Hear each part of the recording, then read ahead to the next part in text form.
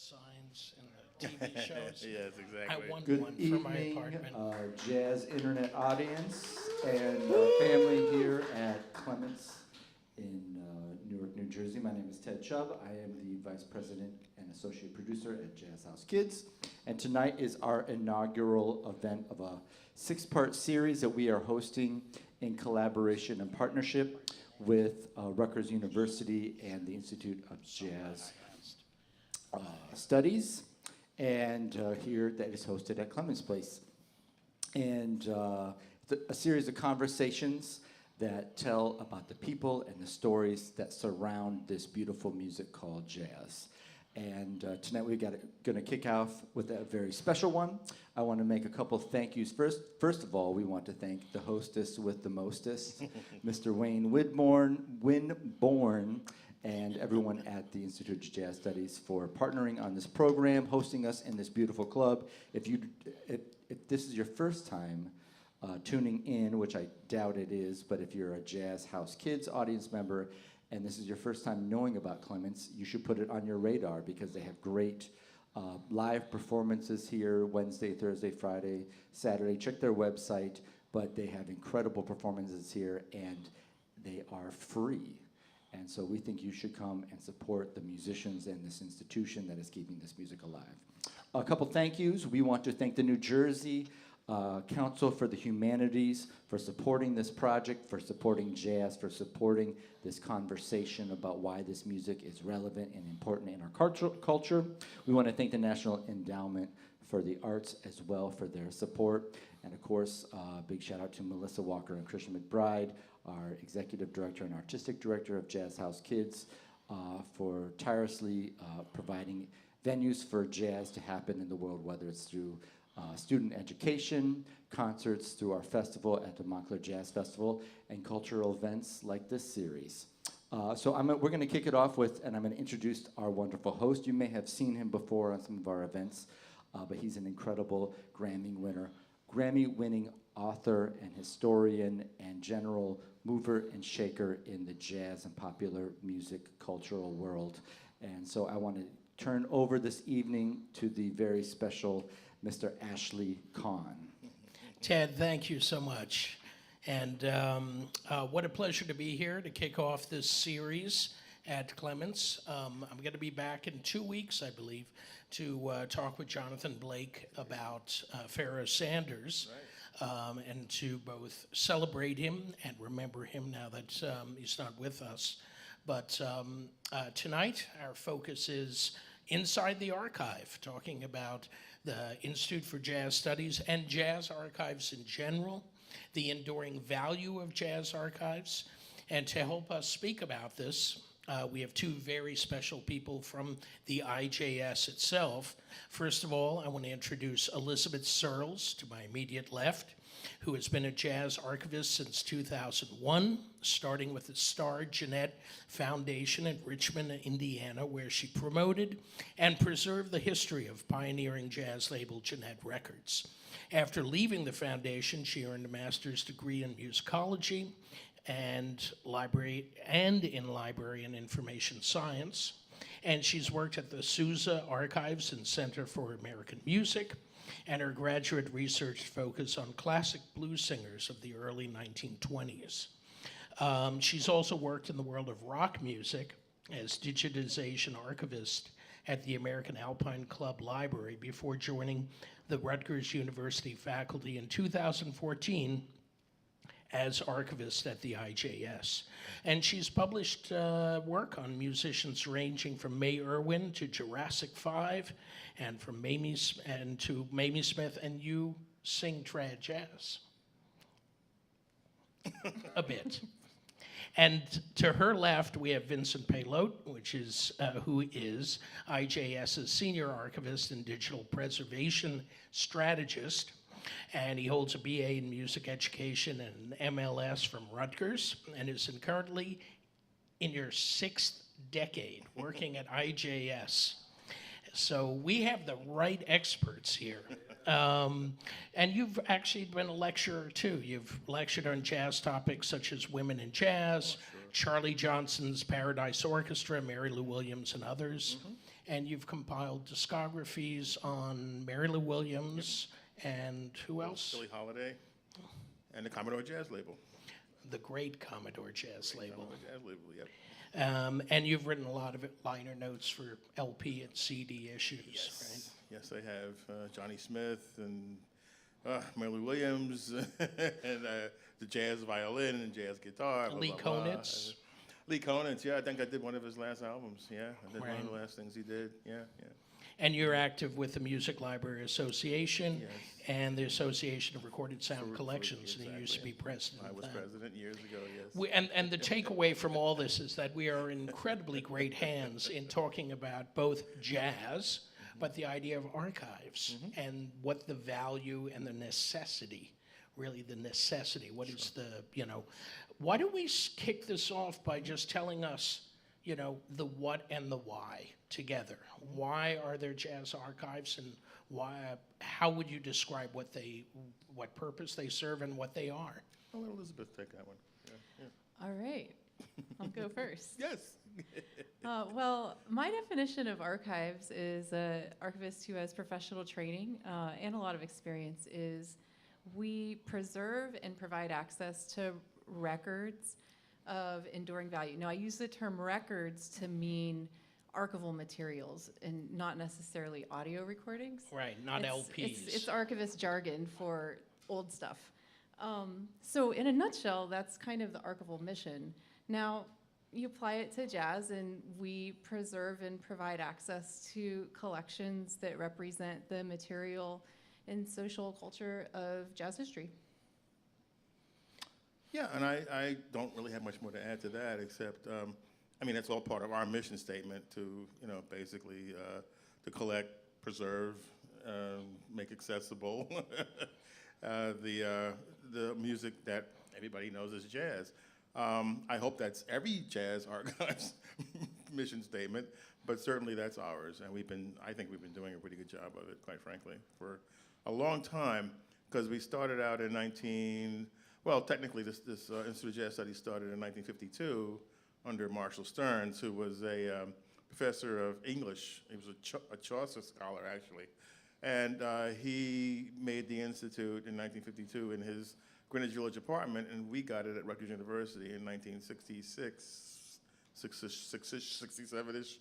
And so we've been doing it for a long time, probably longer than anybody is on the scene right now. So there you go. So here's the purpose of us being here. What is the purpose of these archives? When they are healthy, when they're robust, when they're actively being used, et cetera, what purpose do they serve? Well, Marshall Stearns' original idea, and he's an interesting character because he's not a musicologist, he's not a musician, but he was one of those sort of, I don't know how it's a good word to describe it, sort of an enthusiast for the music. And he was one of the early people to realize that jazz was something more than just a dance music. He saw it as an artistic music, and he thought that it was such an artistic music and such a unique American music that there had to be a place where people could come and study this music. And that's why he created the Institute in the first place, so that people could come and do that. And we're carrying on that tradition.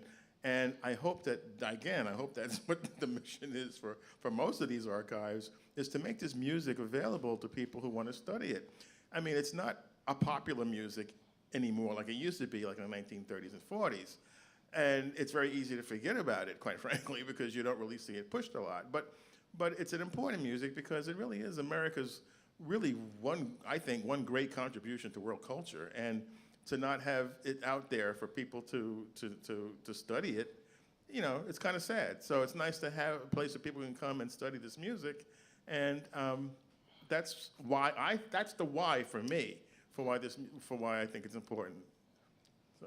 And I would add on to that a little bit, because I agree with everything that Vinny said, and I would take it a step further, because archives really, I said the two-pronged mission is preserving them and providing access, but really it's about providing access and use, because it's great if you have a lot of open reels from 1962 sitting on your shelf, but it's even better if people listen to them and study them and use them in some way that's meaningful to them and other people. So at the Institute, in my experience as an archivist, you know, we serve a lot of different kinds of people, from somebody in high school writing a report on a famous jazz performer to a graduate student researcher working on their dissertation, to filmmakers, to people who just really enjoy jazz, to, I mean, not too long ago, there was an employee of Rutgers University who came in. He was from the Piscataway campus, and his dad loved jazz, and he kept hearing about the Institute of Jazz Studies, and he happened to be on the Newark campus, and he just came by and said, I like jazz, and I heard about this place. And, you know, we're here for all of those people. And the goal is to do what Vinny was getting at. You know, we want to keep jazz front and center. We want it to be alive. We want it to be appreciated. We want it to be understood. And I don't think that you can fully appreciate what it is without understanding its history. And also, we're the place that people come to. She said filmmakers. All right, Ken Burns' documentary on jazz, which went out to a lot of people, more people than we could reach by ourselves. So it's nice that he was able to come, and his people were able to come and do what they did. There's a documentary right now on Louis Armstrong, which we had a hand in, big hand in, actually. And there have been other documentaries as well. Remember Lou Williams' documentary that came out a few years ago. So that Billie Holiday. So Miles Davis. Right. So like on and on. Right. So we provide the material to make those documentaries and those TV things happen, so that people can know what's going on. And they do a much better job of getting that out there. Just disseminating it, I guess, is the word I'm trying to come up with. So it's a good thing we exist for that purpose as well. Another why. Absolutely. Well, I mean, the sort of bumper crop of music docs that are going out there now with the rise of streaming, and especially during the lockdown years. I mean, heck yeah, there's a lot more hunger and need. So you guys are playing this source point for all this material. I'm just always blown away that it's right here in the New York area. And it's absolutely, having visited other archives around the world, you know, it's so incredibly packed with just about everything you would want if jazz is the information that you're seeking, you know. Should we play the video? Well, before you even do that, there were 3 men at Rutgers who made sure that the Institute of Jazz Studies came to Newark. They didn't want it to go to New Brunswick, which is where it probably would have gone if they hadn't intervened. And those 3 gentlemen, you know, Chuck Nannery, Will Weinberg, and David Kayer, unfortunately, I think at least 2 of them are no longer with us, but they were the people responsible for getting it in Newark. And they said, because Newark, number one, was a jazz town at one time, a very well-known jazz town, also because of its location and the fact that we had Penn Station, Newark Airport, easy to get to, a little harder to get to New Brunswick. So it's kind of great that it did come to Newark. And it's definitely in the New York orbit. No doubt about it. And the Big Apple continues to be a huge center point for jazz culture in general. Yeah, why don't we show the video, because we can talk about it, but let's see what it's about.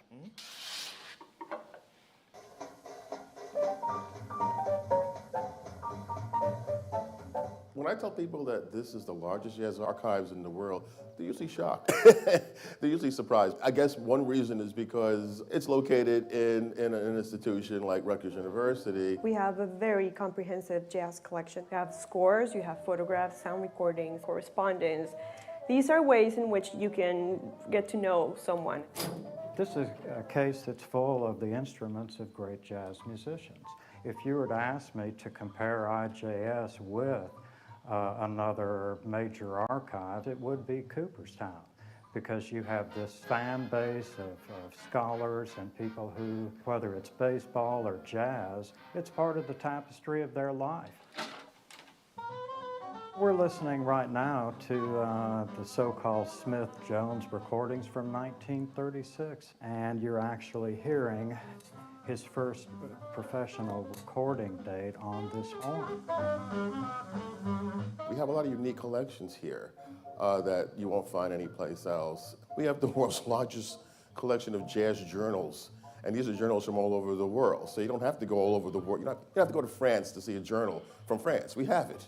The difference between having books on a subject and items that document that subject is it's a very different experience to look at someone's handwriting. You know, they're writing about, you know, being on the road and, oh, I miss you, I miss home. You can see life through those people's eyes. So it's about making a connection with the artist.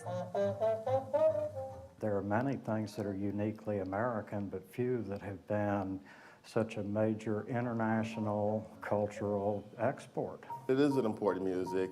It's America's contribution to world culture.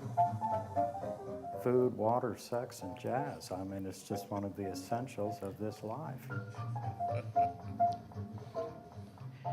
You guys have heard this a few times. Huh? And I always want to correct something that he says. He says Smith Jones. It's actually Jones Smith Incorporated. It was Joe Jones and Carl Daddy Smith. There was a small group out of the Count Basie Orchestra that did that recording. But it's okay. You got the two guys right. It's Smith Jones, but it really is. So the Jones. value's not just in the archive, it's with the archivists themselves and what they know.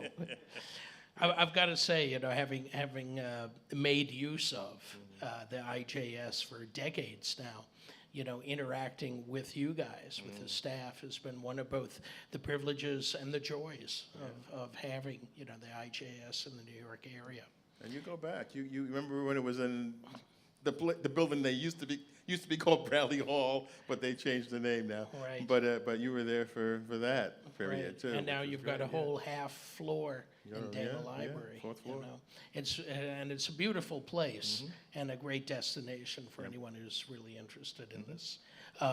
This next slide speaks about quantifies the what's there. Why don't you tell us about it, Elizabeth? Yeah, I'd be glad to talk a little bit about the Institute and its collection. So, of course, the core of our collections are audio recordings. We have over 200,000 sound and moving image recordings in pretty much every format, both commercially published and archival and unique recordings. We have 6,000 books and monographs on jazz, ranging from, we have actually children's books on jazz all the way to, you know, the most recently published histories of jazz to everything in between. We have, Vinny mentioned in the video, our periodical collection, which I think is the best in the world. It actually is the basis for a new database called RIPM Jazz, which is a full-text searchable database available only at the Institute and other libraries that subscribe. And our collection was one of the primary sources for the creation of that database. But you can access all the original journals at IJS. We have tons of jazz oral histories, which are a really rich source when you hear directly from the musicians what their experiences were. And all of those are full text searchable on our website. We also have lots of various published and unpublished documents and artifacts. So we have a very large artifact collection. And of course, my favorite part is our archives, and some of our flagship collections are here on the slide. We're just about finished processing the Count Basie family papers, and that finding aid should be available so people can come research Count Basie at the Institute in a couple weeks. Mary Lou Williams, who Vinny mentioned, James P. Johnson, Benny Carter, Abby Lincoln, Andrew Hill, and the list goes on and on and on. These are just some highlights. So this is by the specific artists. When they pass, if the things are set up right, their papers, their holdings are come over to you, and then you start the process. right. Yes, And exactly. yeah, and in addition to that, often we'll get materials, because a lot of performers, you know, jazz musicians, the gig's over, they just throw the set list out or whatever, and they don't keep anything, or, you know, they move around enough and are on the road a lot, so it's hard to keep track of things. There are a lot of collectors out there. We're fortunate in jazz that a lot of people are enthusiastic and expert collectors, and they donate their research collections. You know, they collect on a particular performer or figure, and so that's another source. Here you can see some of the formats, the different sound recordings in our collection, and we have a lot of rare books like this this Duke Ellington biography that was signed by all the members of the orchestra, and then there's some other slides of some things here. Here is Ella Fitzgerald's gown and wig, and she's wearing, you can see the gown there. I think that's in Montreux, and she's playing with Tommy Flanagan. And then these are from... And what about the wig? You gotta the mention wig. this. Oh, yeah, the wig. I don't know when she wore the wig per se. I haven't been able to document exactly. Here's a photo of her wearing this wig. But what's pretty remarkable is that some days when you open the box, you can still catch a whiff of her perfume.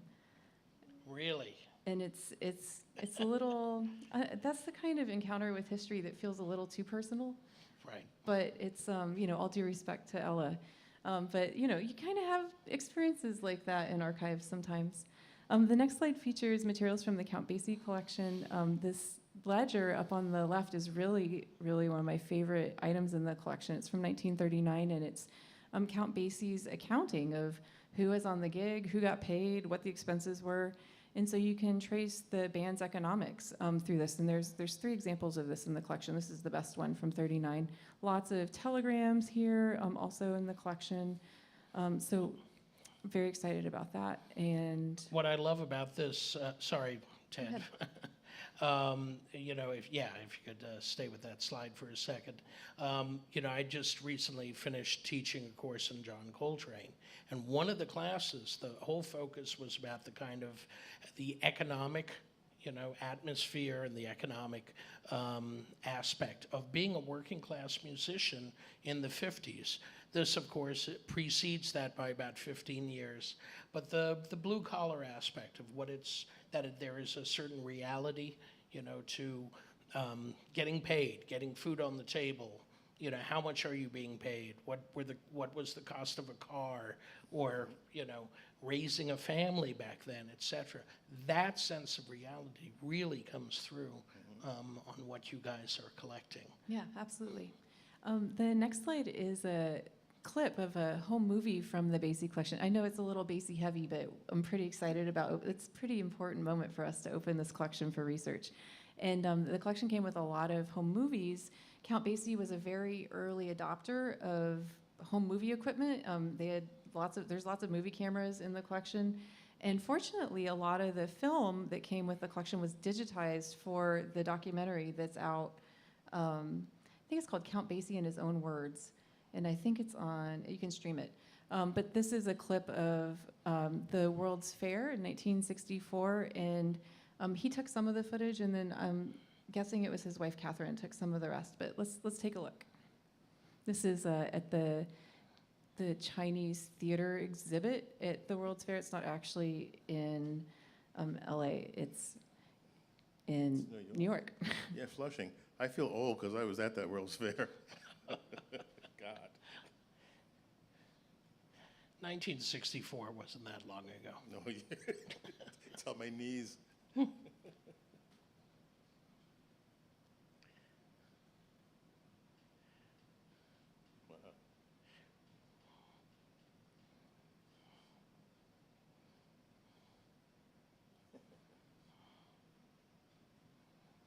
yeah, this is the New Jersey Pavilion where he was honored as a famous New Jersey native, since he's from Red Bank, of course, the kid from Red Bank.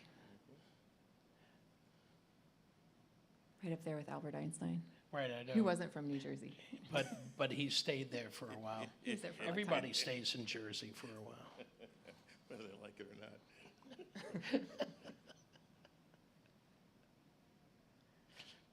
Unisphere.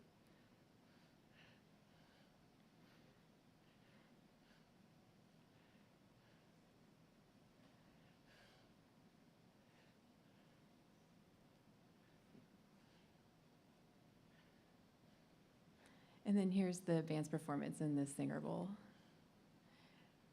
Although it doesn't look like there were that many people in the bowl at that time, but you can't see the rest of the audience, so it's hard to say.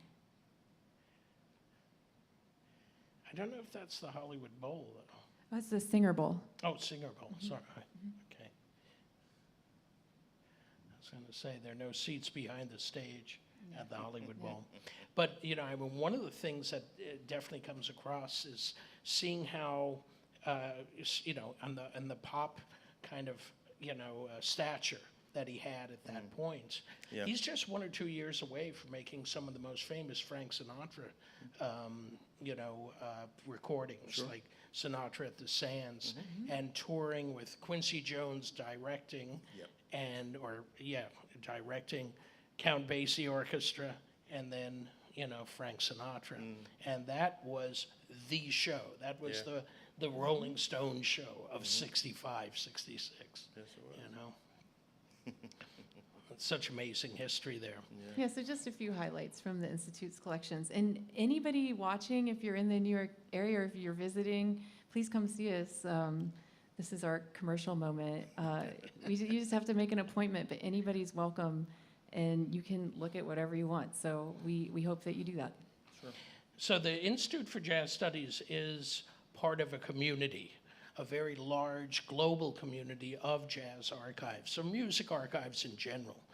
Can you speak to that, and how do you fit into that community, and how's that developed over time? I'll let Vinny go first, since... Are you sure? Sure, go ahead. Okay. I love your voice.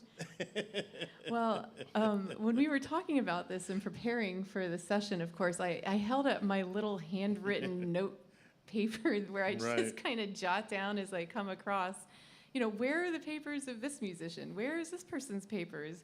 And I find them over, people ask me like, oh, I'm researching this. And I'm like, well, did you look at the University of Oklahoma? Or, the University of Idaho has a great jazz archive. And the rest of Leonard Feather's papers are there, but we have some at the Institute of Jazz Studies. So you'd be surprised at all the places where you find jazz archives, but some of the biggest collections and other really rich holdings are at New York Public Library, Library of Congress, Smithsonian. University of North Texas has a great jazz archive. There's a new jazz archive at the Polytechnic Institute. There's also the one in D.C., The Felix Grant Archives. yeah. And then Oberlin College also has a really good jazz archive. I mean, there's places all over. And all overseas, too. right? Overseas, there's jazz archives at Darmstadt in Germany. There's a jazz archive, I think it's called the Los Angeles Jazz Institute. Yep. I mean, what she did informally is something that one of the organizations I belong to, the Association for Recorded Sound Collections, we were always talking about doing a union catalog of all the various holdings of all these, collections.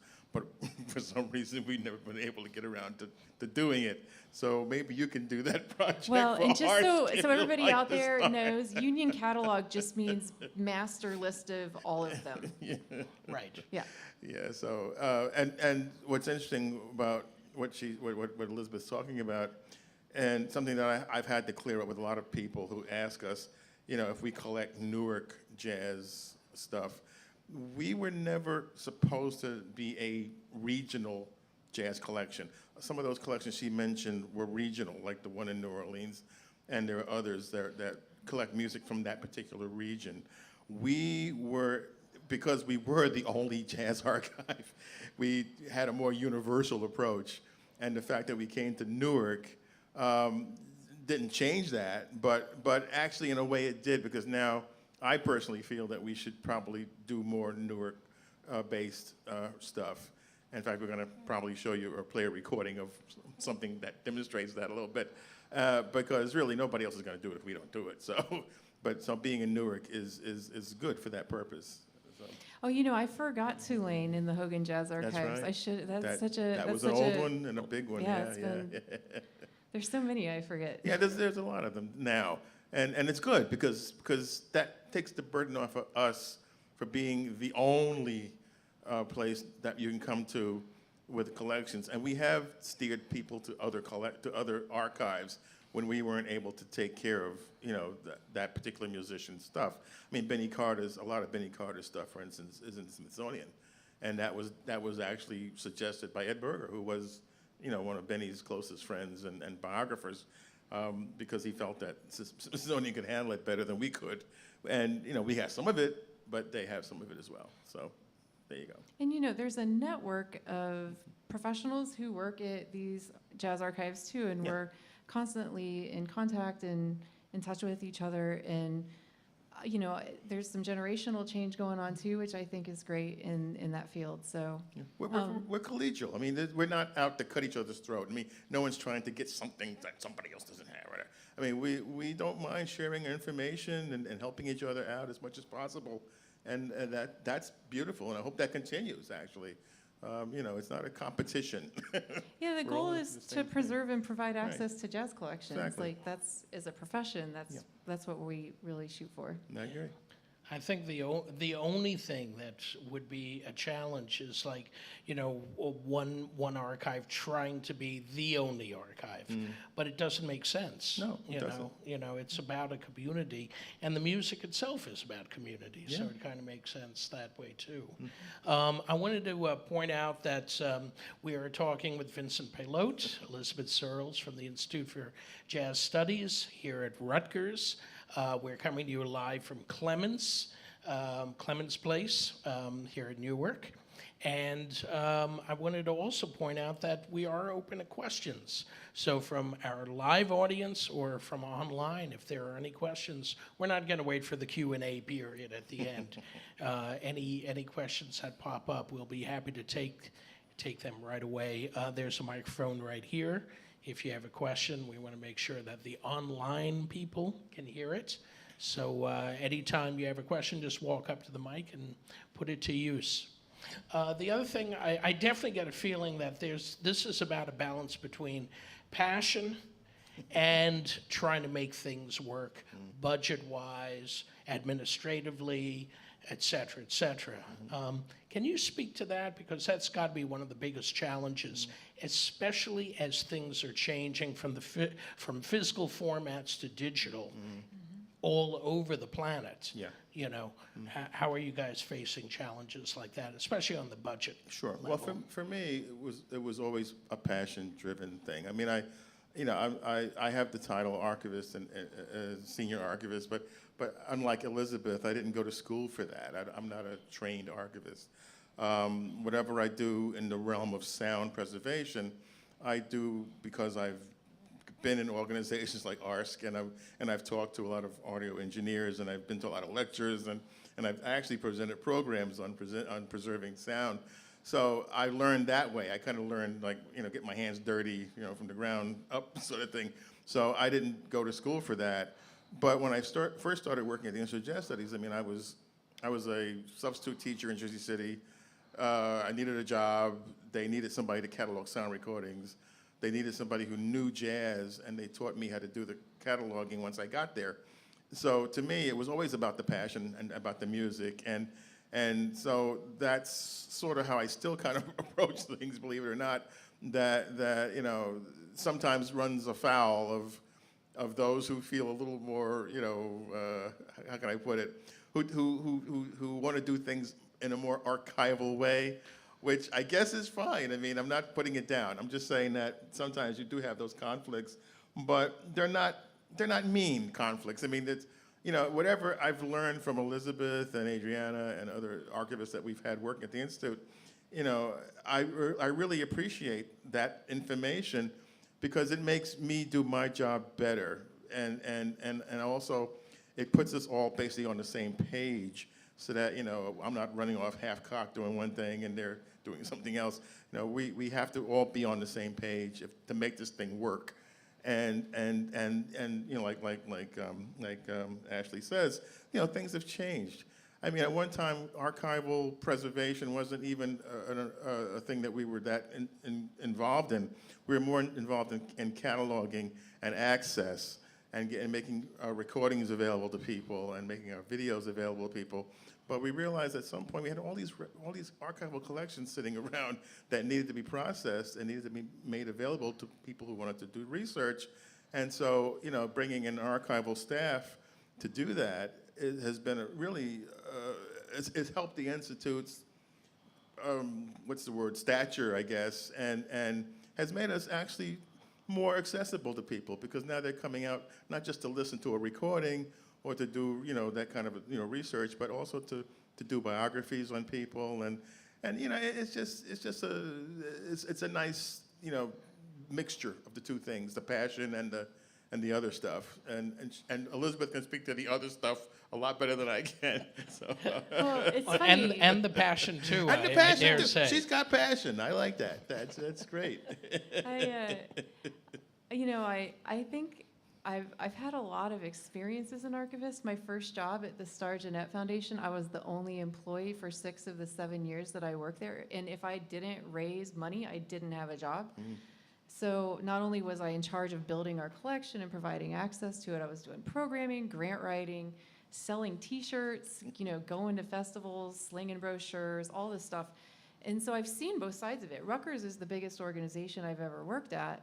And I've learned that, you kind of, there's a back and forth and a little bit of give and take when it comes to what extent are you able to implement best practices from a kind of practical, professional standpoint versus, what is the spirit of the Institute? Why are we here? Who is our community that we're serving? Are we accessible to them? Are we meeting their needs? Are we being our best jazz self as an organization? And, it's not always cut and dry, and there's a lot of perspectives about that. But in terms of resources, I think that every archivist that you talk to would say that there's a bit of a digital black hole in our archival record because archives have been slow to transition to digital preservation. And when you get somebody's collection and it's full of hard drives from 1999 with emails that were sent in AOL and you can't even open them anymore,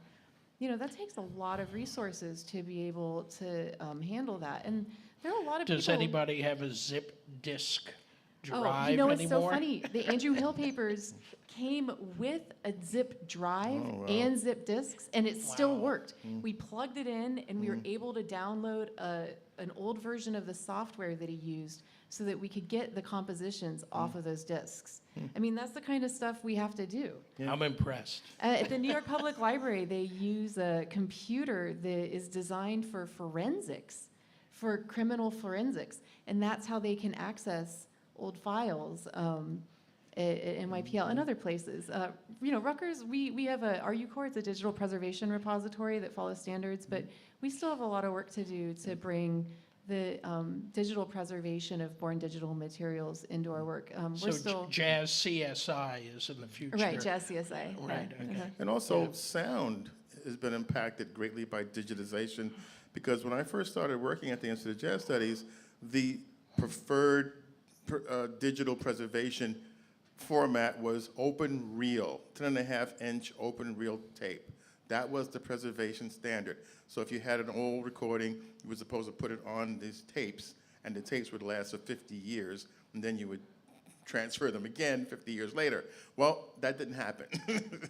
the tapes started, whoever's manufacturing tape wasn't manufacturing them very well at some point, so you weren't getting the good preservation quality tapes anymore. And then digitization came along, where now, instead of using tapes, you had to use a digital format. And so that's another thing that's changed, and I've seen that change happen, and I've been a part of that. I've not only have I done some of that work, but I'm not going to say I had anything to do with the standards or anything, but certainly I was on the ground floor of some of that, and I've seen it grow to the point now where that's the only way you can preserve any of this music, because you can't keep the formats. The formats are going to die, especially if you have what we call lacquer discs, which are, instantaneous discs, which really just, a metal or glass base, whatever, with like a black lacquer placed over it. And those were meant to be played one time, 2 times, whatever, and then thrown away. But of course, nothing gets thrown away. They've been kept forever and ever and ever, and now they're starting to fall apart. But there's good music on that stuff, and we have to somehow manage to transfer that and digitize that so that people can listen to it for generations to come. And you're going to hear at least one sample of that at some point today. Right. Yeah. Well, the one thing I wanted to lead into was this idea of the lag. That the fact that the slide that we're looking at right now, there's this very famous Carnegie Hall end of the year concert from 1957, and there was a recording of it that got lost or was just like overlooked and happened to be in the inbox of the Library of Congress. And the inbox takes 25 years for everything to be looked at and processed. And a gentleman there named Larry Applebaum, much like, we're, carrying the same responsibilities as you two, discovered this tape that was Thelonious Monk's band with John Coltrane in the group performing at Carnegie Hall. And the audio was supremely excellent. There was a bidding war in 2003 between the various labels. Blue Note held out, got the rights to release it in 2003, and that's the 2003 release right there. Yeah. But from 57 to 2003, that music remained on one tape in an archive waiting to be processed. This is the same thing as what's going on at the IJS with every, so your intake, how long does it take for something to be absorbed and processed to the point of whether or not it can be then, put back out into the world? We don't, It depends. Can't really answer that. It depends. It really does depend, really. And speaking of Larry Applebaum, he also found the Ellington concert from 56, the Voice of America tape, which had the band playing into the proper microphone because Columbia recorded it, but for some reason, Paul Gonsalves' famous solo, he did it in the wrong mic. He did it in the Columbia mic, which wasn't on for some reason, instead of the Voice of America mic. And he did it in the Voice of America mic, and then that's how we got it. He managed to get it together with Phil Schaap and then put it out properly. Right. But we would have never heard that if Larry Applebaum hadn't found that tape, and thank God. So that's the kind of thing that I'm saying, that Ashley was saying. These treasures. When I first finally heard that concert, the way it's supposed to sound, it was such a revelation. It's like, oh my God, that's great, really. Because for all these years we were hearing it wrong, So. Yeah. And I just want to point out that you hear a lot of stories about like the lost tape or never uncovered or whatnot, but frankly, that stuff was deposited in the Library of Congress. Somebody did write down, oh, we have this tape, and it was just going through the process, and there's a large backlog, so it took a long time. So I think a lot of the time the work of archivists is invisible, and people don't realize, like, oh no, there's an organization set up to like handle this. Back to the economics, it's not cheap. We accept something, we're going to take care of it and provide access to it more or less in perpetuity. I mean, we revisit that sometimes as times change and needs change and resources change, but that's the idea is when you give it to us, we're going to take care of it forever. So there's a lot of work that goes into that people don't think about. And we do things in a certain way just kind of based on some of those fundamental ideas. But are we going to listen to some more of that lost audio? Why do we move forward to the next slide? What we have here are two examples of hidden treasure that was finally given the, brought out into the light and shared with the world. And they're both from the Institute for Jazz Studies. One was a rare Django Reinhardt track, and another was more New Jersey-based. Vince, why don't you take it away? Yeah, the Django track was from a test pressing, which we happened to have had because we got the collection of a journal collector named Harold Flaxer, who was living out in the Bronx.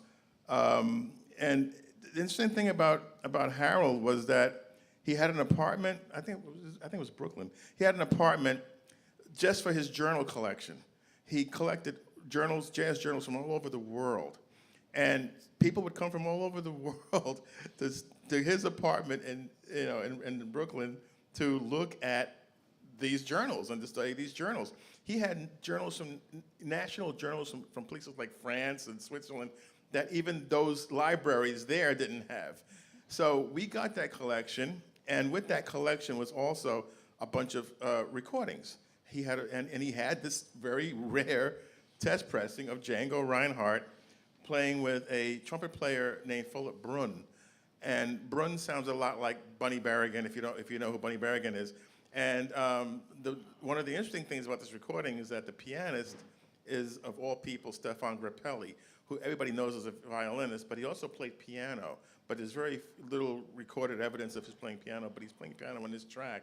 So let's check it out. And this was the first time it was ever issued. When this CD came out, this was the first time you ever heard it.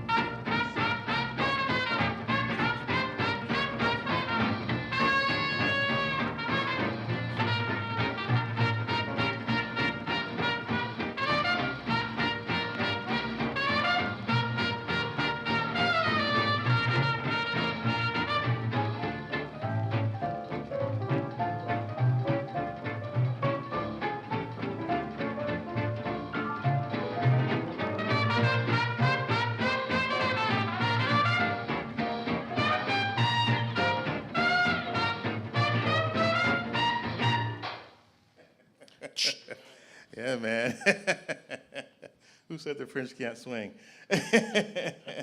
Anyway, that was Django. Now the next item there is an actual issued 78. It's rare only in the fact that there probably weren't a lot of these pressed. We happen to have them at the Institute, but I haven't seen them anywhere else, and they were never issued on LP or CD. And this was by a local Newark group of kids who were emulating a group called the Savoy Sultans that played at the Savoy Ballroom in New York. They call themselves the Savoy Dictators. And probably the only person in that band that you probably know is Bobby Plater on alto saxophone. But all the others are pretty good. Clem Moorman, he was a piano legend in Newark. He's been playing forever. I think he finally passed away. And there's some other good people on here as well. And the interesting thing about this record was when you hear it, you're going to hear that it's actually a transfer. The original discs were done on a home recording unit. I got this from Gil Fuller, who I won't go into a long story, but Gil Fuller was Dizzy Gillespie's arranger for a while. And he said it was done on a Wilcox-Gay Recordio, and it was done. They were done as a test for the kids to listen to. They weren't supposed to be issued, but Herman Lubinsky, who ran Savoy Records and was a bit of a shyster, he issued Here them. in Newark. Yeah, here in Newark. He issued them anyway. I doubt if he paid them anything. They probably didn't get a dime for their efforts, but he put them out anyway. And one of them is called Tricks, and you'll hear a little, Bobby Plater, by the way, had a hand in writing Jersey Bounce. You hear a little snippet of that in this recording. So let's check out Tricks.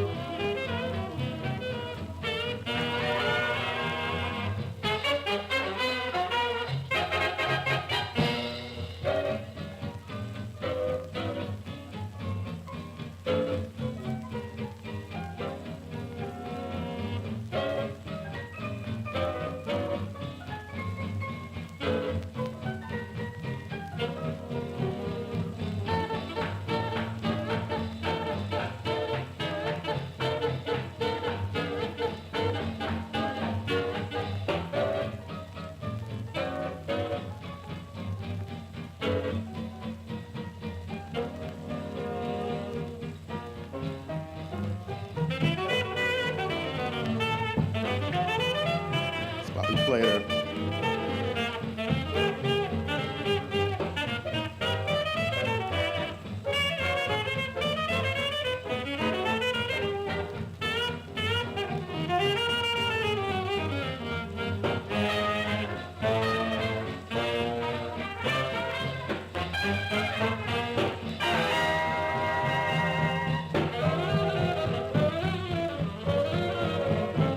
Count Hastings on tenor.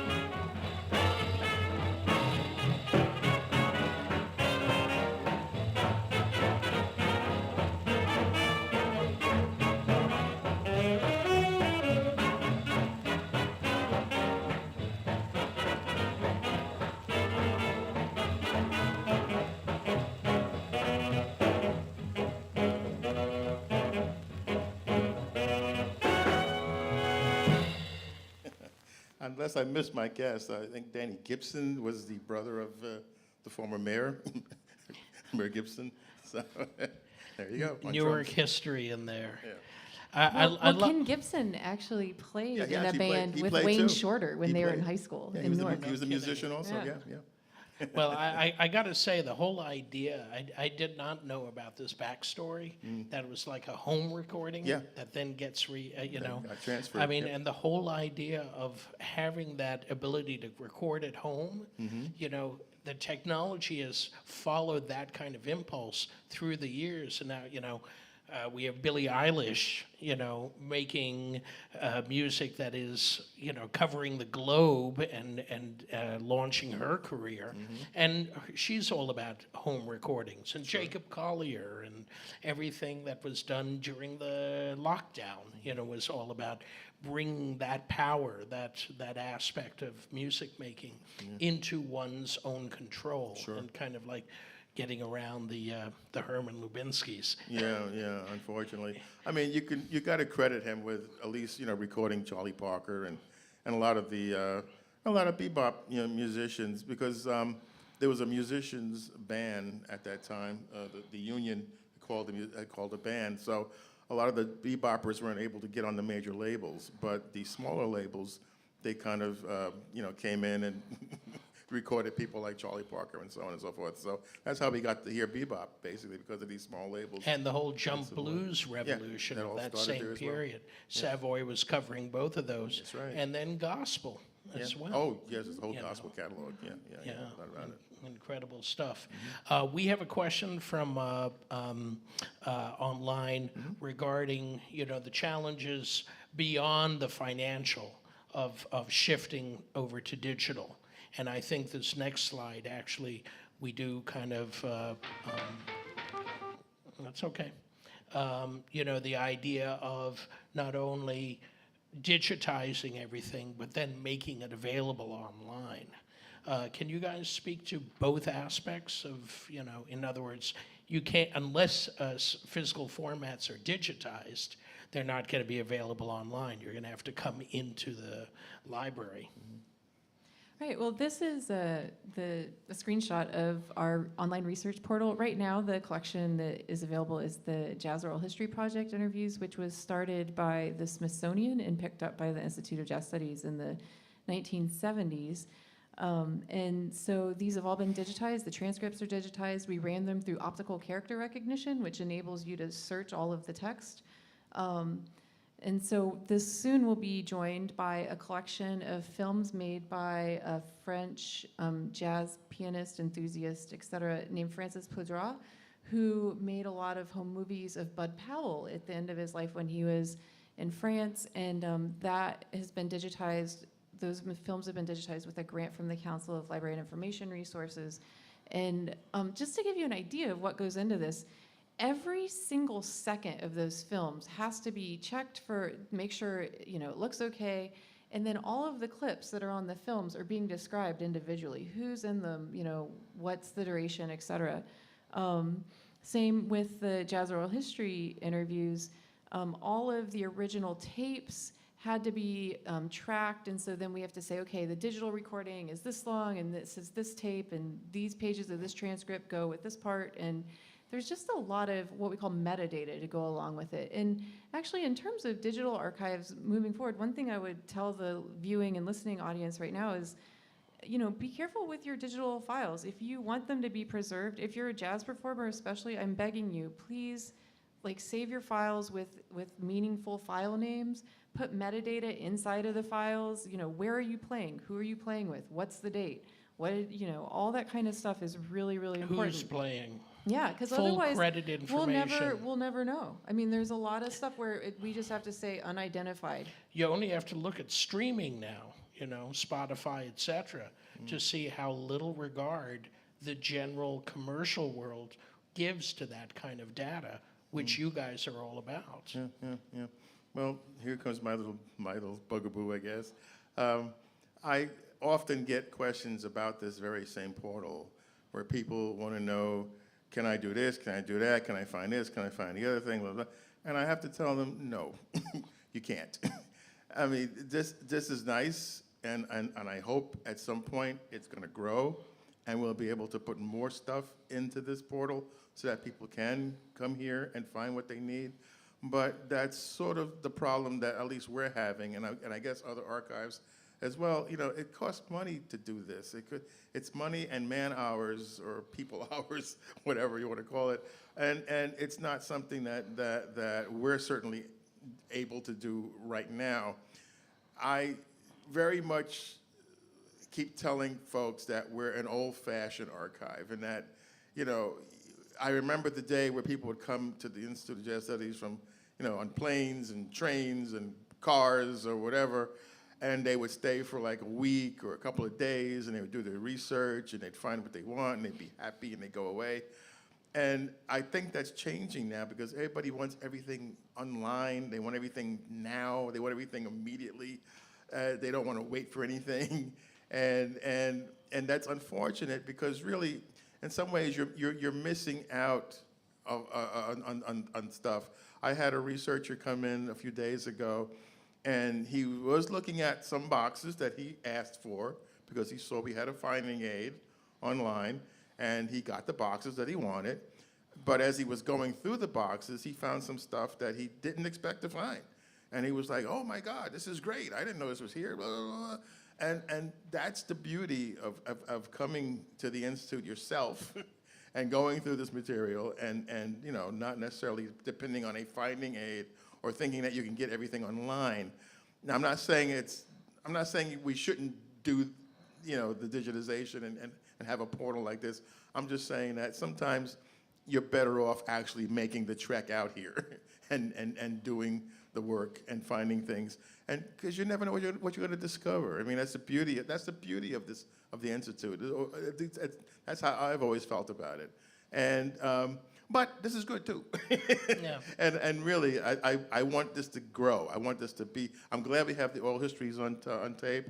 I mean, on the portal. They're not all there. There are still some that need to be put on, and hopefully they will be, and people will have access to those as well. And I'd love to see the Francis Burgess stuff. Yeah, and then the Count Basie scrapbooks are Count- going to go oh. in there too. That'd be great. That'd be great. So it's going to grow. It's like anything else. It just takes time. And we do digitize on demand for people. Yeah. Just if people are watching from far away and they're like, "Oh, I really want to check this out," or "I want this scanned," we'll scan it for you, but there's a small there's service a fee. Yes, notice fee. Yeah, Nothing's free. It's not free. But it's not a free. small fee.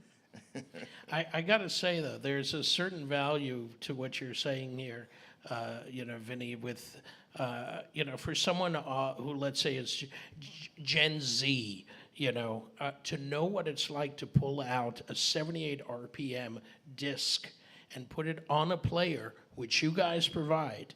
You have turntables that go around at 78 RPM and create to understand what went into sound reproduction. If you were a jazz fan, if you were a jazz part of the community back in the 30s and 40s, or an LP, or a CD, you know, and all of that is starting to fade. But, you know, there's a value to touching it, to having other ways of interacting with, you know, this incredible music. Sure. And for some people, it's almost like a religious experience to some extent, because I remember one person came in and wanted to hear Miles Davis's Kind of Blue, but he only wanted to hear it on LP. He didn't want to hear the CD, because to him, the CD wasn't real. The LP was real. Headphones or speakers? He wanted to hear it on speakers. Ooh, okay. Respect. Respect. Yeah. So, and we do it. We provide that kind of service. I was just, while we were listening to the music, talking to Elizabeth about the fact that, you know, we've talked about a lot of stuff from the 50s and before, but how, you know, what as jazz continues to change, and we have, you know, we just recently lost Roy Hargrove, for instance, and, you know, artists of this more modern era. You know, can you talk about their stuff arriving, and the music and the information and artifacts, et cetera, of the more current generation of jazz? Well, you did ask me earlier about how old does something have to be before we collect it, and you know, doesn't matter how old it is. It's jazz. It's relevant, and you know, we'll take it. You know, even if the person, you know, is not there at the age of 25, and that has happened, by the way. We've lost artists that early. If they have a substantial, or even just a few great things in their collection, we'll take it. We're more than willing to take it. But somebody has to offer it to us. We're kind of a passive archive in that respect. We don't go out and, you know, searching for this material. People generally come to us and they offer us the stuff, and then that's how we usually end up getting almost all of our collections. I guess with the exception of Basie, I think we actually went out and got that one. But that's sort of how we operate. Elizabeth, you want to add to? Yeah, I guess another part of the equation that Vinny alluded to is the economics of it, because a lot of collections that people would think of as valuable, representing later eras in jazz, are probably worth a lot of money. And, you know, far be it from us to tell a musician's family or the musician, you know, oh, we don't have the money to pay for that, so that we can add it to our collection, because it's obviously really valuable. So at at moments like that, we often direct people to places that have bigger acquisitions budgets, like the New York Public Library, or the Library of Congress. You know, we really don't have an acquisitions budget for archival collections at the Institute. We do purchase new albums by contemporary artists. Vinny is in charge of that. He does a great job. But, you know, as far as like more recent performers, you know, I mentioned Andrew Hill earlier, and I think he's a pretty good example of somebody who is active more recently. But we don't have any examples of arrangements where we're working with, and we're not opposed to it. So if you're out there listening and you want to do this, you know, with living artists depositing some of their materials with the understanding that more is coming later. I know also, like, for instance, Esperanza Spalding has her own archivist who she works with to help her with her own materials. And I think that's a really interesting and great setup. I'm really glad that she's doing that because it's a lot of work and it's important. Yeah, I was going to say, in some ways, we've kind of helped these musicians realize how important the music is because of the way we've treated it and what we've done with it. And so musicians are a lot more savvy now than they were, you know, during when I started working in Institute of Jazz Studies, where, you know, a lot of them would, you know, well, first of all, a lot of them passed away and their widows wound up with the stuff and didn't know what to do with it. And so they simply would come to us and say, if you don't take this out of our house, I'm going to throw it in the street and somebody can just, you know, whatever. So, of course, we would take it in that respect, you know. But now musicians are much more savvy, and they realize, I got something here that's worth money. And they're not going to just give us the collections. They're going to ask for some money to go, you know, before they let this stuff go. I remember one case in particular was the Dean Benedetti recordings, and this is going back a bit, but that family sat on that material forever. Dean Benedetti was a saxophonist who followed Charlie Parker around the country and recorded Charlie Parker in various clubs. Only Charlie Parker. And only the solos. Oh, yes, that's what I'm saying. Only the solos. And anybody else, you turn the machine off. And so they had all these, they thought originally they were acetate discs, but actually there were some discs. There were tapes as well, but I think he mostly had a disc recorder. So they were. Wasn't it a wire? No, it wasn't wire. It was actual acetate discs or lacquer discs. Because we have the machine. We actually have the machine that he used. Mosaic Records gave us the machine. Right. I think it's in pieces though, but we have it in the back somewhere. And so they sat on this forever because they realized they had something that was worth money. Of course, they wanted like $1 million for the stuff. But there's no record company in the world that's going to give them $1 million. So finally, Mosaic Records. This ain't Paisley Park. Right, exactly. So Mosaic Records in Stamford, Connecticut, was able to make a deal with them and pay them a reasonable price to get the recordings and issue them. And so now they've been issued. And in fact, it's the only thing that Mosaic actually owns. And so, because all the other things that they issue, they lease them from other companies, but those are theirs. They actually own those recordings. So I guess the takeaway from this is, one, nothing's for granted. No. And two, there's no standards. No. No, you know, everything has to be negotiated, dealt with case by case by case. Yeah. You know. Do we have a question? Yeah. Hi, this is Brienne. Hi, Brian. A couple of years ago, I had the opportunity to see the We Want Miles exhibition in Montreal, and I was amazed. I've been to the archive here.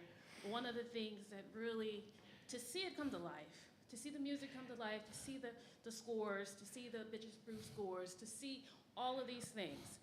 And I'll be honest, to this day, I have not seen any jazz installations that has been up to that level. What does that work look like? And who's doing that work? And where can I find it? That's a good question. Yeah. Well, I thank you for your question. By any chance, did you see our exhibit, Records at Play? Yes, I did, with Ella's dress Yeah. and the hair. I did. I got a That's chance really to the see this. biggest exhibit that the Institute has produced independently, and we did that in partnership with the Paul Robeson Galleries with a lot of support from Rutgers University, Newark. The problem is that nice exhibits cost at least $250 per square foot. So if you want to put a dollar value on it, there you go. Yeah. So the reason why is because we don't have the money. Right. But there are grants available, and we do pursue those. But our focus has largely been on providing access to the materials for researchers, for other people to use. I just worked with Terry Lynn Carrington in the Carr Center in Detroit. They have an exhibit right now on her new standards, and we loaned 20 items plus a bunch of digital stuff for inclusion in that exhibit. So we do a lot of that kind of work too to get our collections out there because it's so important. But you know, we would love to see more exhibits on the level of We Want Miles. And we did loan, like Miles Davis's Sea Trumpet was in that exhibit, and other materials. I wasn't at the Institute when that happened, but yeah, that's a great question, and if you know anybody who wants to give us a lot of money to make a lot more exhibits, then please just, you know, tell them to write a check to the Institute of Justice. Well, years ago, and Elizabeth wouldn't know this because she wasn't around, but years ago, we collaborated with the Newark Public Library and the Newark Museum, and we did an exhibit on jazz that was sort of placed in various parts, various venues in Newark. If we can do more collaborative things like that, maybe we could see something happening. But there would have to be something like that. I mean, for us to do it on our own, like Elizabeth said, we don't have the money. Really, it's unfortunate.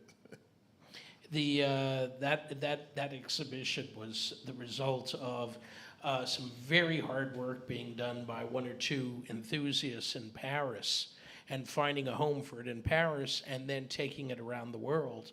But around the world was like only 4 cities, you know, and the economics of an exhibition versus an archive.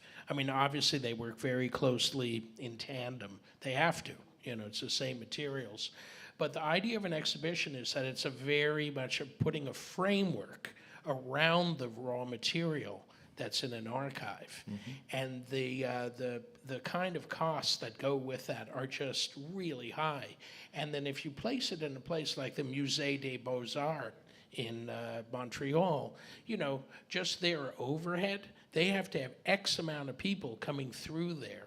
So they better be really, really sure that Miles's name, his reputation, et cetera, and then the reviews are gonna guarantee that kind of public, you know, mainstream involvement. You know, that's a really good point, if I can just jump in too, because we're a public institution, our programs are free. And when you go to a museum like that, you often pay a pretty hefty ticket price, and that helps, you know, pay for the exhibits. So we'd love to do more of that. And please visit us, because we do have a couple dedicated exhibit cases where we try to have rotating exhibits by our reading room in the library here on campus. But they're 2 exhibit cases, so it's not, the scale's a lot different. I just love hearing this, though, because obviously it lit a fire, and it lit a fire for a lot of people in a way that it wouldn't have otherwise. So had that not happened, there's going to be a ripple effect for years and years with people. And that's what's happening, you know, with the IJS as well. Just one visit to this place and then seeing the 78s and the instruments, et cetera, you want to come back and you want to go deeper into the music. I was going to add one other thing, you know, the magazines that you have, which are full collections. I mean, everything that Downbeat put out from the very, very first Downbeat, you know, when Downbeat was doing pop music, you know, of the day, has such value, because when I deal with my students, I talk to them about the value of contemporaneous writing, contemporaneous reporting. And they go, what does that word mean? And I said, well, it's stuff that was written at the same time that the music was happening, not a look back. Right. You know? And the value of having that kind of perspective on culture, on creative expression, on music of the Black root, you know? I mean, this is really what we're talking about here. And in fact, I'd like to go into this point right now, is like the role of gatekeeping of the history of this music. Sure. Why don't we go to the next slide, because this is a bit off the beaten path. Folks at home and folks here, I'm sure you've heard about the recent controversy of Lizzo playing a flute that is part of our National Archive, originally given to a president named James Madison, and Lizzo getting a lot of flack because of who she is, what she wears, and how she dances, etc. A very much a cultural kind of controversy. And Racist. yeah, well, exactly. But it points to the idea of, like, you know, who are the gatekeepers, who are the cultural arbiters, and how do we maneuver through the political waters that are upon us right now? Well, I think it's interesting because what Vinny said is absolutely true about the Institute of Jazz Studies. I mean, people come to us and they say, hey, I want to donate my dad's papers, or these are my things, or I'm going to throw this on the curb. If you don't take it, it's going in the garbage. And so, that's not really curation in the sense that I think we're getting at. And I think the Institute is being a lot more deliberate these days about really thinking about, well, what kind of archive do we want to be? What collections do we want to have? What do we want to give to people and say, this is the history of jazz? And archivists and librarians and anybody that works in a museum, we're all kind of gatekeepers because we decide what comes in, we decide what we say about it so that people can find it. We are the ones that interact with people when they want to come in and use it. So the relationship that we have with people in different user groups is really important. And historically, archives have been terrible about being inclusive. I mean, even today, since 2006 was the last time the Society of American Archivists completed a survey of all the archivists that could reach in the United States. And they found that only 3% of archivists were people of color out of the whole profession. And that hasn't really changed that much. I will say that following the murder of George Floyd and all the movement for Black Lives protests, there's a lot of archivists who've been paying more attention to that. There's a lot of archivists who've been paying attention to that for years, and they're just, people don't pay attention to them because they're not white, they're archivists of color who are out there doing the work and not getting the support or the recognition that they deserve. And so I think things are changing, but it's slow, and because we're in a structure that is racist and biased by its being part of our society, like the structural aspect of it, it really is a challenge and something that I think a lot about in my work on a day-to-day basis. And looking back at the Institute and thinking about, like, well, who are the people that built the Institute? And Vinny has been a big part of the Institute over many years, and I'm not like throwing shade or anything like that. It's just something I think about because I think we're in a different moment now, and there's more support institutionally and structurally to make some bigger changes. At least I hope so. Well, it's interesting about this controversy because, there were a couple of years ago, there were a couple of books out where a couple of authors were kind of sort of rewriting the jazz history a little bit and trying to make a case that it wasn't necessarily a black music. And I've always felt that it was. Marshall Stearns felt that it was. In fact, he was the first historian that I know of who tried to show the African connection to jazz. His textbook definitely does that, and he felt that way. And until that happened, a lot of those so-called historians didn't do that. They didn't make the connection. So the Institute has the raw material there. So if you really want to know what's going on, come and check it out for yourself. Don't necessarily listen to what these histories are trying to tell you, because they're trying to rewrite the narrative, and that really isn't the way it goes. It's there. It's there if you're interested and curious enough to find out about it. And I think that, again, we're being the gatekeepers, gives us that advantage to be able to do that and present that to people who really want to know what the truth is. So that's sort of how I feel about that. Was there a generation of historians, of jazz historians, that you feel really got the story right at one point, finally? Like a Leroy Jones, like a Nat Hentoff, Ralph Gleason? I would say there's a bunch of them. Certainly, they have a different perspective than the common narrative. I mean, I would certainly say Marshall Stearns, A.B. Spellman, oh God, how many? Certainly Leroy Jones. I mean, I remember Baraka now, but when I got the book Blues People, it was Leroy Jones. That was one of our textbooks, in fact, when I was studying jazz at Rutgers. And, and then you have Stanley Crouch and Albert Murray and their take on things. And, it's all valid if you really want to know what it's about. I mean, check it all out. Don't just take any one thing and go with it. I mean, there's several ways to look at it, but I mean, just look at the history of the music itself, the innovators, the innovative musicians, the people who made the music move, who changed it. I mean, they're almost all black. I'm sorry, you can't tell me it's not a black music. It's ridiculous. Not saying that other people can't play it. I mean, you just heard a French trumpet player blow his brains out. I mean, he sounds great, man. But who were his influences? I'm sure Ray Eldridge, Louis Armstrong. I mean, those are the people he probably checked out. So I mean, it's out there, but you got to come out and check it out for yourself. Really, that's sort of where I'm coming from.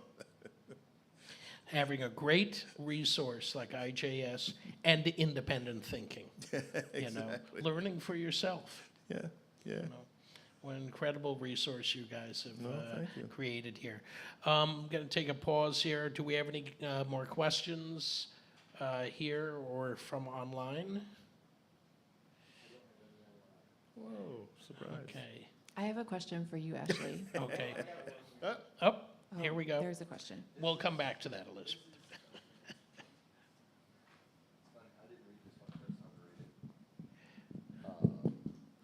This is from Miss Emily Springer, who we certainly know at Jazz House Kids.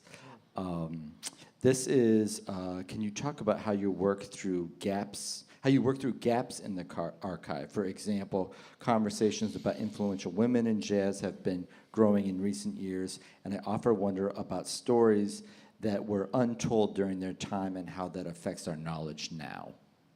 That's a great question.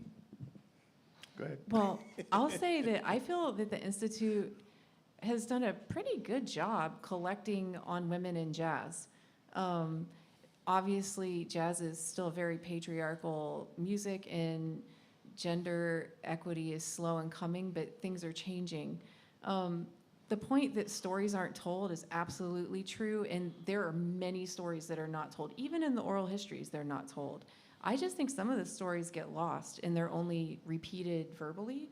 And that's another, oral history is a form of archiving. In a lot of places, that is the archive, is somebody remembers the stories and shares them. So I think that jazz definitely has that tradition, and you might not find some of that in the Institute. However, you do find traces of it. I mean, again, I'm going back to Basie because it's been my life recently. We're just processing. But, Count Basie and Catherine, his wife, they had a turbulent marriage sometimes, and Count Basie wasn't always faithful. And there's evidence of this in the collection, and you don't always find that because a lot of that's just, it's people's dirty laundry. They don't want other people to know about it. And that might not be the kind of story that we're thinking of here exactly, but in terms of women and their stories, I think you just have to kind of, I think the Mary Lou Williams collection actually is a really good example of a really context-rich body of material where you can get the information about what her experience was as a woman of color working in jazz throughout every style in its history, more or less. Because she had a lot of correspondence. She wrote a lot of letters to people, and all of those are in the collections. Her notebooks, her diaries, her scrapbooks, the photos. You just get a sense of what her experience was, and she wrote about it and talked about it a little bit too. So, as far as filling the gaps, we really do try. I mean, I've been working with a donor who I'm hoping will deposit her papers at the Institute sometime soon. And so we do reach out to women and try to make sure that we have a representative collection and that we are doing our part to try to fill the gaps and fight against some of the bias that's been part of jazz for so long. And we're not the only ones out there, folks. I mean, recently, the Armstrong House, an archive, came across some of the papers of Chris Alpertson, who was doing a book on Lillian Hardin Armstrong, Lewis's wife, second wife. She was also a band leader, and she had some papers and some things that I'm sure are there. I'm sure someone has Lovey Austin stuff somewhere. So, I mean, there are other archives in which that particular information can probably be accessed. So, and again, I'm glad we're not the only game in town anymore. There are other people doing this research. So, again, if we had that catalog of where these collections are, then we could point you to where they are. But I'm sure they're out there somewhere. I'm sure You got to someone's got them. digitize that list. Yeah, you really Can't be should. just handwritten. There'll be a small duplication service fee for digitization services. actually. Got you covered, whatever it is. I'll add to that most recently, if every year there's another new generation or another new set of NEA jazz masters. And one of the most valuable things that comes out of that, besides a lot of musicians now being, on the jazz master level, are the interviews. They will do a day-long interview, and someone who's really knowledgeable will do the interviews with these artists, and they're all available online. Oh, sure. From when the NEA started the Jazz Master series.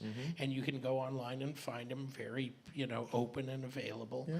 And there's some amazing information I've found in all of those interviews. Elvin Jones talking about, getting with Keiko, his second wife, and then kind of reinventing himself in the post-Coltrane years. And speaking of women in jazz, the National Endowment for the Arts program officer for jazz is a woman who is an alum of Rutgers University Newark's Masters in Jazz History and Research program. And I'll add that I would say that our collections on women in jazz are among our most heavily used. Mary Lou Williams is our most heavily used collection. Abby Lincoln has been getting a ton of attention lately. Victoria Spivey, we've been helping a number of people access her papers as well. So we're working on it. Yeah. Yep. Thank you, Emily, for that. Emily, right? Yeah, thank you. Emily. I remember her from other online events that we've done. Thank you, Emily. If you do it in the mic. So I wanted to kind of piggyback a bit on Emily, and as Jazz House Kids as an education institution, we were talking a little bit before the panel about who is archiving what has happened in the last 60 years, or what's going on now, and how do we keep these things alive? And I think about this a lot as jazz has become less and less relevant in today's popular culture. I think we've done a really great job of codifying what the history is up to 1960, but like how that is codified in our world today, it seems like in all areas of the music, whether it be education, whether it be history, where we have to be more proactive about those things, and how can the archive system and these living kind of documents be proactive about putting a stakehold for what this music means to our country and our world. You know, and I understand obviously that resources are a huge part of why that's difficult. And as somebody in the jazz industry, you don't have to tell me about why resources are difficult. But that doesn't mean, like, to me, that we ever can stop being proactive about why this is important to us today. And so I'm just thinking about who is out there in the world that's doing this, that's pushing this forward, where are the places that are trying to push this forward in a contemporary way. I mean, something like I think about it, what we're doing at Jazz House is educationally, we're not just trying to teach students to play the music, but we have actually Emily is a former student she did a podcast mentorship at WBGO. She's doing other arts or kind of mentorships to put herself forward and putting herself in that kind of line. She's attending seminars like this and asking questions, and there's a number of folks that are trying to be a part of the music that is not just playing it. You know, where does the archive in what has happened in the last 50 years and where we want to see this music go and how it's going to be represented?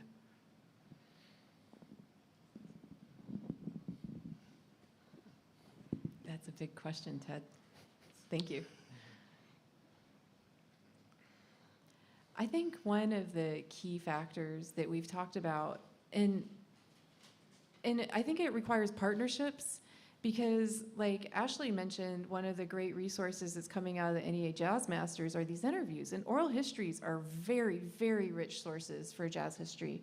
But it really does require somebody who knows the interview subject and who also knows how to do an oral history interview, because I can't tell you how many oral history interviews I've listened to where it's just somebody talking about how much they know about the person they're supposed to interview versus actually getting the person to talk about their life. And so I think it's really important to get the right people in that conversation and then bring an archive in to help with the preservation and access side of things.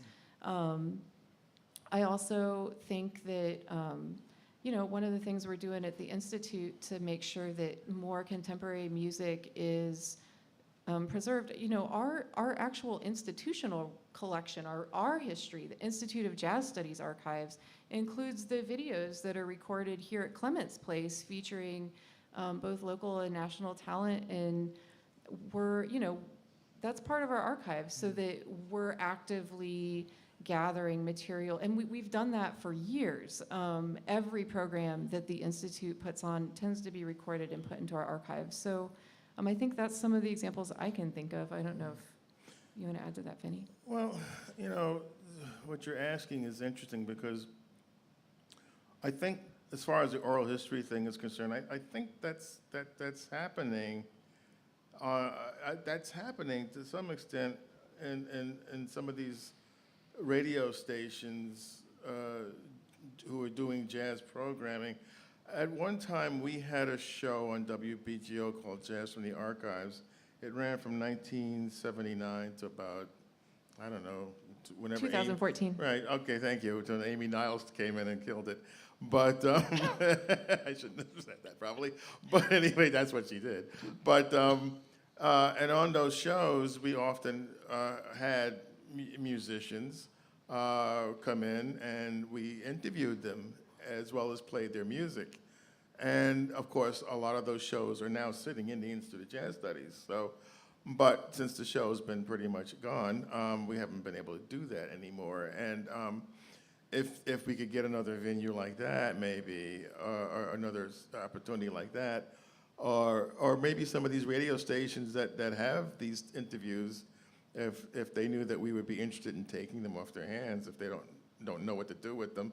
And a lot of them, they put them aside and they're not really sure what to do with them.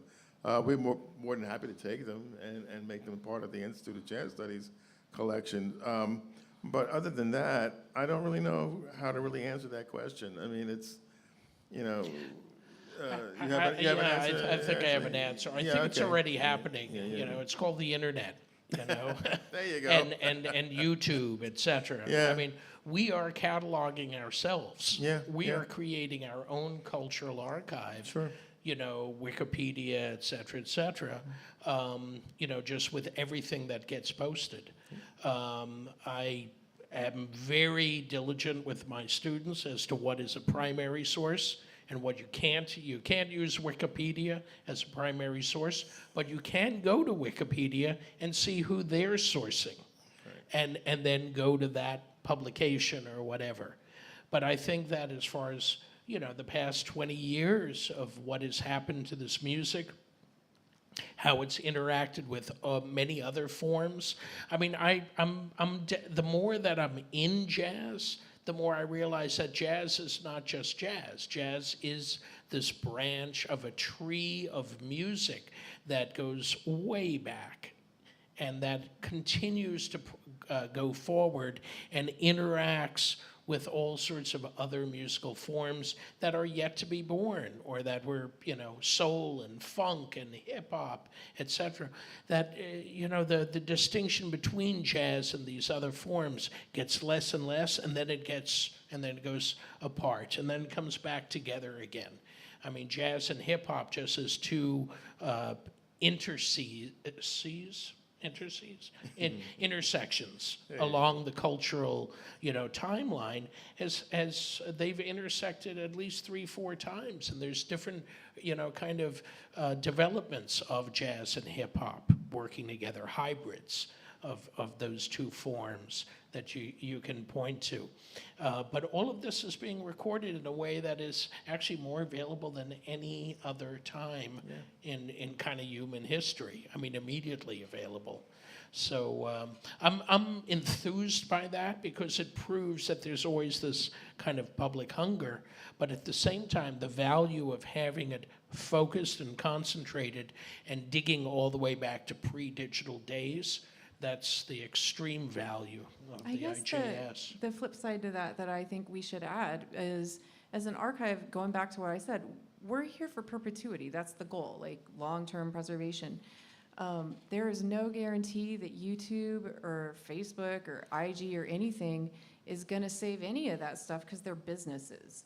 That's right. Their mission is not to preserve and provide access to records of enduring value. That's And not their business model. streaming as the perfect example, where there's some amazing recordings coming out, like Micaiah McCraven in Chicago and Brandy Younger here, and artists, so many different creative art, Shabaka over in London. And their recordings are mostly being heard, through streaming platforms, with no idea who the rhythm section is, no idea where it was recorded. All you have is the artist's name and the titles of the tracks. And that's And it. I want to know how we're going to get those videos of people holding up their phone at the concert, because honestly, like, that's the bootleg of today. That's the same as the person going with the whatever that machine was that you talked about. The Benedettis of today. Right, and like, how are we, I don't know the answer to this. I think about it. How are we going to get that content and add it to our collection? Because that is the documentary record of what's going on today. That may be the next challenge, because you're gonna get those files at some point. Somebody somewhere is collecting all those, or have those in their collection, and they're gonna want to give them to somebody, and we're gonna probably end up being the place they come to. So I'll get to figure that out in 20 years. Well, I'll probably be dead, so I'm not worried about it. That'll be for the next generation. We have another question. How you doing? My name is Al Clark. I come here a lot to Clements. I just want to thank you guys for all that you do. You may not know the full extent of all you do, but it's tremendous, especially the live music, this spirit. To me, it's about the spirit and the love of the music, and just continuing bringing the live music and exposing it to everybody. But my fear is the next generation, because I'm old school. But the next generation to come, I don't know if they know about the love of jazz, about the spirit of jazz, about what it is. But I have actually an answer to one of your questions. I guess hopefully you'll be able to download stuff from the cloud.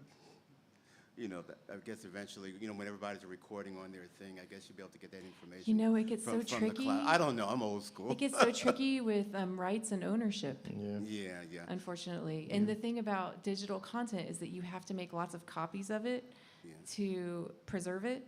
And so the rights management, the legal code of the United States is only now catching up copyright-wise to how do you handle rights in the digital age with music. And honestly, there's not even a license that we could get.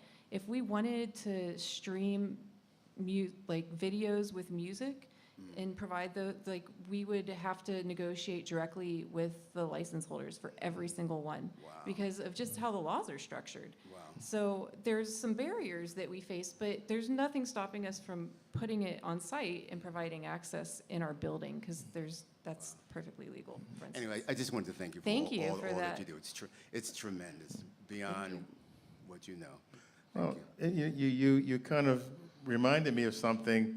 You know, we've kind of gone full circle. I mean, when I started working at the Institute of Jazz Studies under the director at that time, his name was Christopher White. He was a bass player with Dizzy Gillespie, Nina Simone, and others.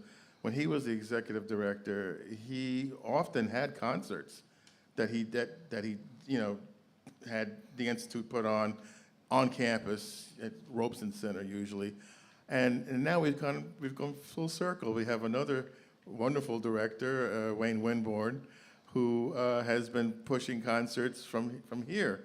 So thank yeah, give him an applause. I mean, really, we're back to doing what we were doing back in 1970, 74, 73. I mean, it's great.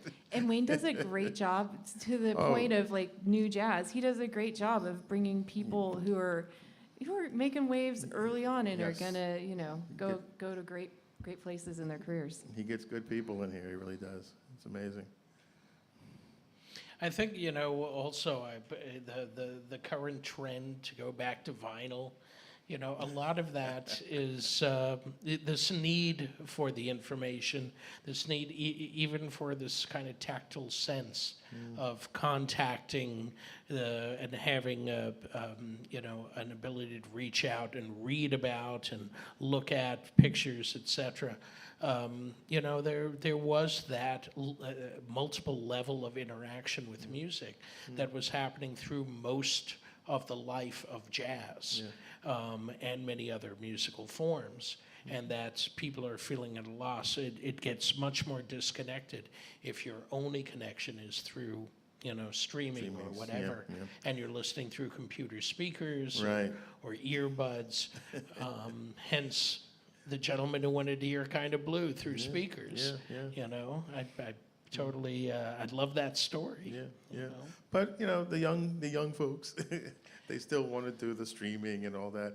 And what are you gonna do? I mean, it's the way it is. But hopefully, they, like you said, they'll discover the joys of an LP again, and all that.